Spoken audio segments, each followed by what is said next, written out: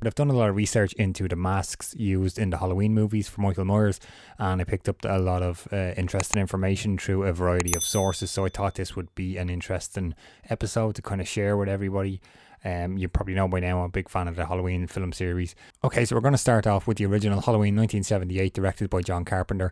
The clown mask originally at the start, this mask was used for the opening scenes of the film, of course, where a young Michael Myers, played by Will Sandon, dons the clown mask and the clown suit to kill his older sister Judith. There's not much information to share here really. I would imagine this was probably just a regular clown outfit costume that they bought from a store back when they were shooting this original Halloween in 77. They would have been shooting for the 78 release, I believe. So we move on to the shape mask, as we've all come to know this mask. The mask is originally a 1975 Captain Kirk / William Shatner mask, which was manufactured by Don Post Studios. Originally, the production designer for Halloween, Tommy Lee Wallace, had chosen 4 different masks to offer director John Carpenter some various options. So the other masks were an Emmett Kelly clown mask, a 1975 Mr. Spock mask, and a Richard Nixon mask, and of course the Captain Kirk William Shatner mask. The Shatner mask was actually bought in a local store for $1.98, which is unbelievable to think back now. And Wallace modified the mask by removing the sideburns. He sprayed the lighter colour hair a little bit darker, and he sprayed the entire mask quote unquote fish belly white. That's the shade of white that he apparently used. He also widened the eye holes a little bit to complete the blank expressionist look that director John Carpenter wanted. It's a little bit unclear exactly how many masks were made for the production of Halloween. There is a photo that you will probably see here now of this is the wrap party where there's 3 masks visible. So I would assume there wasn't any more than 3 masks made. The hero mask was guarded tightly by the producer Deborah Hill during the production of the film. Jim Winburn, who done some stunts at the end of Halloween 1, stating that Deborah used to actually sleep with the mask in case anyone tried to steal it during filming. That's how tightly guarded that was. As we move to Halloween 2, 1981, directed by Rick Rosenthal, yes, this is exactly the same mask that was used for Halloween back in 1978. The mask had changed and deteriorated since the original filming took place in 1977. So, as we discussed, Deborah Hill sort of guarded the mask during the production of the first film. She actually just kept the mask in a box under her bed since 1977. She was a heavy smoker, and this sort of resulted in the mask yellowing and deteriorating in colour. So Michael Myers, the shape, was now portrayed by Dick Warlock in Halloween 2. He had basically had a different shape head than Nick Castle had, who was the shape for the majority of the filming in the original. So Warlock's head was sort of much wider than Nick Castle's head, which was a little bit thinner and longer. So this sort of resulted in a different look, even though it was the same mask.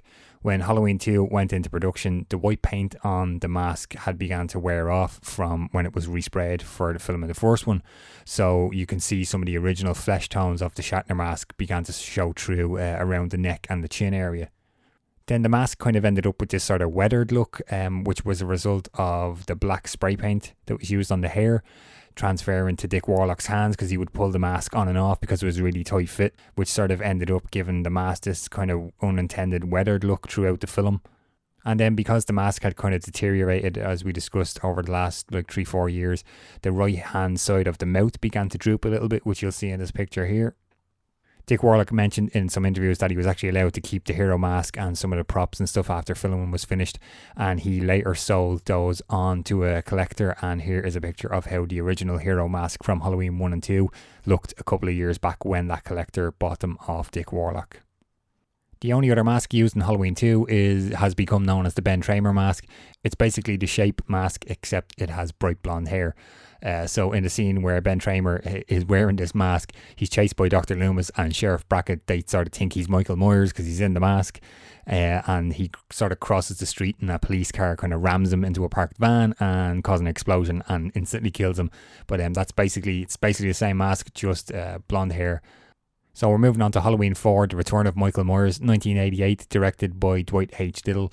So we start off with what I've called the bandage mask. We pick up at the beginning of Halloween 4. Michael has been in hospital since the ending of Halloween 2, where there was the big explosion and he's burned and all that sort of stuff.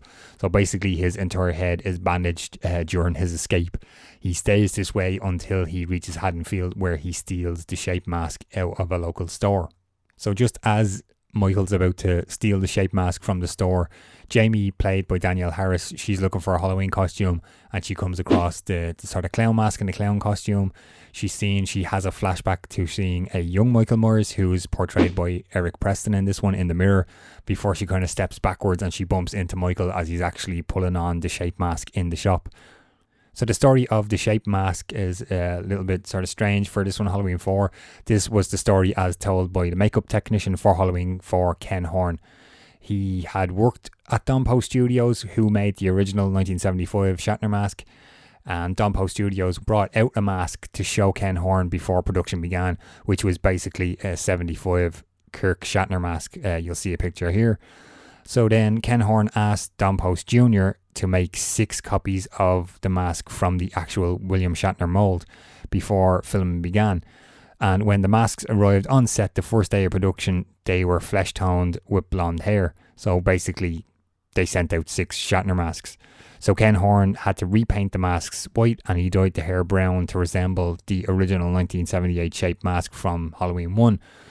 The repaint or respray of the masks resulted in this bumpy texture. You'll see some of that in this picture here. So then we have the blonde Michael Myers mask. There's only one scene in Halloween 4 where this appears, and it made it into the actual finished film. It's the scene in the elementary school where Michael attacks Dr. Loomis and Jamie. So director Dwight H. Little believes the only reason the mask made it into the film is because this was 4 a.m. when they shot this scene, and somebody went back to the prop truck or the makeup truck and basically grabbed the wrong mask. And the crew simply didn't spot it because they were working a very long day, long hours that day shooting.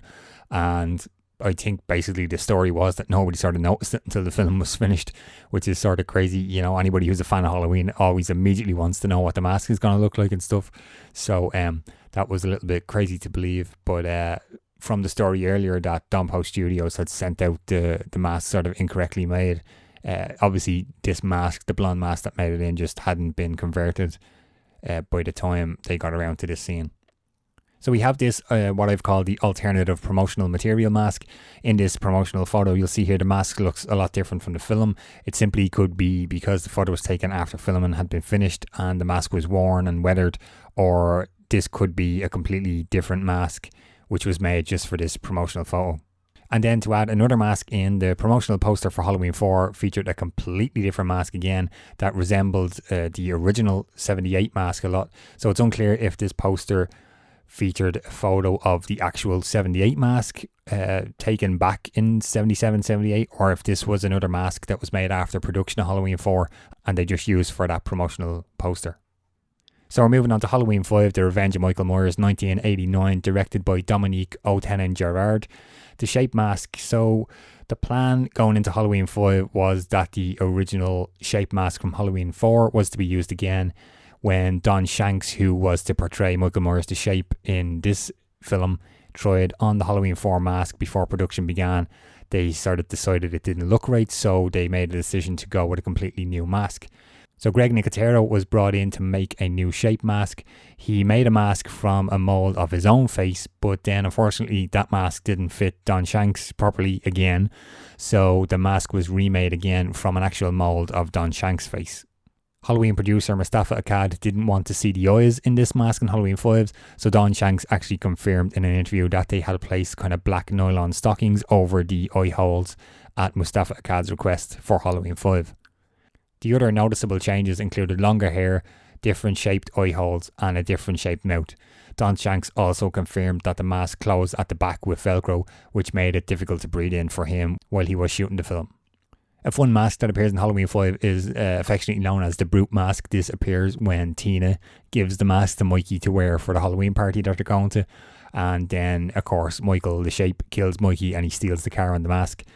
Don Shanks later stated in an interview that he kept the mask and the costume after the filming was complete, but that the original hero mask was pretty beat up looking, and I'm going to try and stick in a picture here of what it looked like. He had it restored recently, a year or two ago maybe at this stage, but it was pretty deteriorated before he got that restoration done.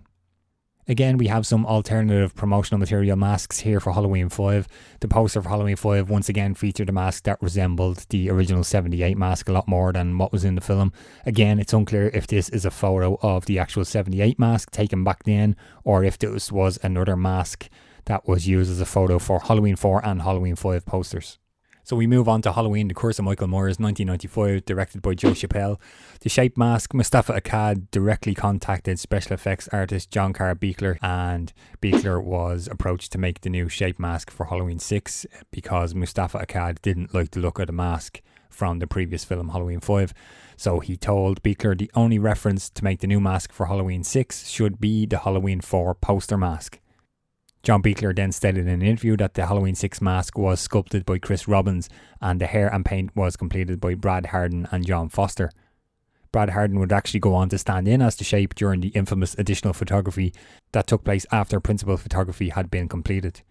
The additional photography was as a result of a rift between the Weinsteins, director Joe Chappelle, producers Mustafa Akkad and Paul Freeman over the direction of the film and the script. For the additional photography, which was shot without the knowledge of the producers, George P. Wilbur was replaced as Michael Myers the Shape by A. Michael Lerner, who was stunt coordinator Fred Lerner's son. Next we move on to Halloween H2O 1998, directed by Steve Miner.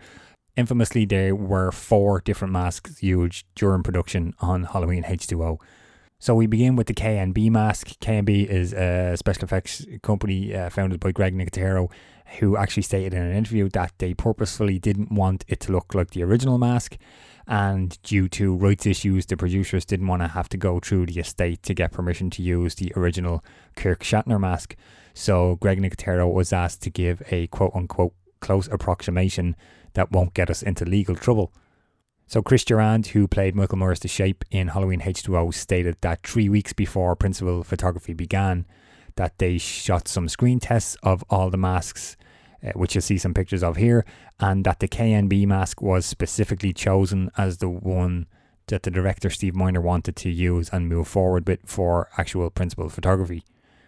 So the story goes that during a screening of dailies, one of the executives stood up and shouted, "That's not Michael Myers, that's not the mask," and apparently panic ensued and Miramax contacted John Carr Beekler. So now we move on to the Beekler mask. Miramax executives contacted John Carr Beekler to make a version of the Halloween 6 mask. Beekler made some adjustments to the H6 mask to try and make it look somewhat similar to the K&B mask so that some of the footage that had already been shot on Halloween H2O would be usable. Makeup artist Brad Harden has stated that director Steve Miner was completely against using the Beekler mask for whatever reason and was absolutely upset that this new mask all of a sudden arrived on set sort of in a behind his back type situation. So that resulted in the Winston mask. So director Steve Miner, as I just mentioned, was upset that the Beekler mask arrived. So he directly went to Stan Winston and had another mask made. This mask was a combination of what he liked about the K&B mask and what Miramax liked about the Beekler mask, resulting in the Stan Winston mask. So Beekler has stated that the Winston mask was basically just a resculpt of his mask to include some of the features that Steve Miner liked of the K&B mask. And then we come to the dreaded CGI mask. For some reason, some close-up shots of the Shape Michael Myers could not be refilmed. I was informed that this was because the set for that particular scene had already been destroyed at this point. So they made this decision to sort of plonk this really hokey looking floating CGI mask into the scene. But there is one single shot of a CGI Michael Myers mask in Halloween H2O. Then we move to Halloween Resurrection 2002, directed by Rick Rosenthal. There is not a lot of information about this mask at all. The Shape mask, I can tell you, it was created by SFX makeup artist Chad Washam. The mask is sort of split 50-50. Some people regard it as one of the best sequel masks, and then at the same time it's also criticised a lot for sort of portraying too much emotion. It kind of looks like a grumpy sort of mask. Some pictures there so you'll see for yourself. Halloween 2007, directed by Rob Zombie. The clown mask used by Dave Ferk, who portrays young Michael Myers, was actually found on eBay of all places. The production crew stated that they searched for quote-unquote vintage clown costumes on eBay and they found the entire clown mask and the costume that they ended up using in the film. Because the mask was quite vintage, it was really brittle, so the effects crew made a mould and duplicated the mask a couple of times just in case anything happened to the original vintage mask during the production. The next masks we see in Rob Zombie's Halloween are what I call the asylum masks. So when we see Michael Myers the Shape portrayed by Tyler Mane, he has been sort of making his own paper mache style masks all these years he's been incarcerated. So one of the better known masks is the orange escape mask when he wears when he attacks the guards and escapes from the asylum. So the Shape mask for this version of Halloween was created by FX makeup artist Wayne Tott. He was tasked with creating the new Shape masks to sort of fit in with what Rob Zombie's vision for Michael Myers was, and he sort of agreed with Rob Zombie. They wanted the 78 Shatner look, but just sort of degenerated a little bit, and Wayne actually took a live cast of Tyler Mane's head to sculpt the new mask. There was actually two different versions of the Shape mask used on Halloween 2007. We have the clean version and the rotted version. The clean version is seen early on in the film when young Michael Myers, played by Dave Kirk, kills his older sister Judith. So we're going to see some shots of that mask here now. And then the rotted version is seen later on in the film when the Shape returns to Haddonfield to find his old mask hidden under the floorboards. It's become rotten and, it's been sitting there for quite a number of years, but it's still intact. We jump to Halloween 2, 2009, again directed by Rob Zombie. The Shape mask, once again, FX makeup artist Wayne Tott created this. It's unclear if the mask at the beginning of Halloween 2 is the same rotted version of the mask as seen at the end of Halloween 2007, where he basically, spoiler, he gets half his head blown off by Laurie, who is portrayed by Scout Taylor Compton. Michael sort of later goes on to roam Haddonfield maskless, which caused a lot of controversy at the time and probably still. And then later on, the Shape mask is further damaged again, with the majority of the left side of the mask, which is Tyler Mane's right side of his face, being almost completely gone. So you can basically see the whole right side of Michael's face. Then we get to Halloween 2018. The Shape mask was created by FX makeup designer Chris Nelson. He was tasked with creating the 40-year-old version of the Shape mask for Blumhouse's Halloween 2018. Nelson actually stated in an interview that he looked at a lot of 40-year-old masks and the various stages of decay they were in and stuff like that, and that he actually had some old Don Post masks, roughly around 39 years old, he and his friends had from when they were kids, and he looked at those masks and sort of how they had aged and what sort of decomposition they had on them and stuff like that. And he also looked at folds and wrinkles and how the masks were handled, and he sort of kept in mind the context of the film script and the story, that this version of the mask had been stored over the past 40 years and it was in an evidence bag in a box in an evidence room for quite a long time, being covered away from UV light, and it was a little more protected than a mask that would have been sort of exposed to outdoor and everyday elements.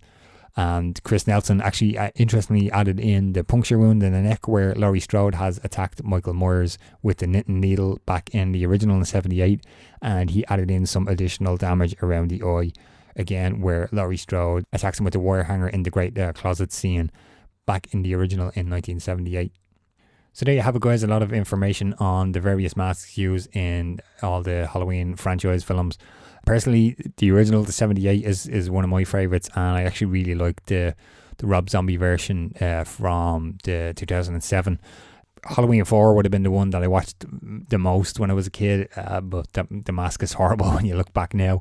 5 is brutal, and 6 is actually quite decent. So I'd probably rate that third, and H2O was an absolute mess.